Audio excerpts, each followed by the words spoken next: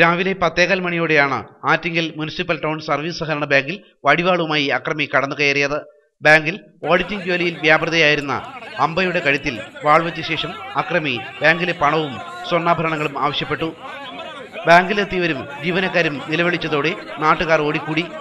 അക്രമിയെ നാട്ടുകാർ തടയാൻ ശ്രമിച്ചുവെങ്കിലും വാൾകാട്ടി ഭീഷണിപ്പെടുത്തി ഇയാൾ പുറത്തേക്ക് ഓടുകയായിരുന്നു.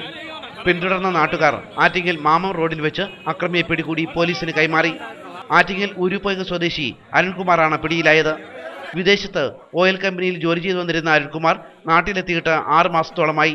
ഇയാൾക്ക് മറ്റേതെങ്കിലും കേസുമായി ബന്ധമുണ്ടോ എന്ന് പോലീസ് അന്വേഷിച്ചു വരികയാണ്. ഈ ആയുധപാട്ടികൾ വന്ന് നേരെ ഈ ടൗൺ കോപ്പറേറ്റീവ് സർവീസ് ബാങ്കിൽ കയറി അവിടെ ഓഡിറ്റർ ഒരു അമ്പ എന്ന് പറഞ്ഞ സ്ത്രീയുണ്ട്. അപ്പോൾ അവരുടെ കഴുത്തിൽ ഈ കാണുന്ന വാള് കഴുത്തിൽ വെച്ചിട്ട് അവിടുന്ന് പണം ആവശ്യപ്പെട്ടു. അപ്പോൾ ആ സമയത്ത് ഇവർ നിലവിളിച്ചപ്പോൾ ബാങ്കിൽ തത്സമയം ഉണ്ടായിരുന്ന സ്റ്റാഫും നാട്ടുകാരോട് ഓടിക്കൂടിയപ്പോൾ ഇയാൾ പുറത്തേക്ക് ഇറങ്ങി ഓടി. എല്ലാവരും നിലവിളി കേട്ടോ. അപ്പോൾ ഓടിച്ചിട്ട് നാട്ടുകാരെ പിടിച്ചു. പോലീസും നാട്ടുകാരും കൂടെ ചേർന്ന് ഇപ്പോൾ സ്റ്റേഷനിൽ കൊണ്ടുവന്നിട്ടുണ്ട്. ACV news, Attingal.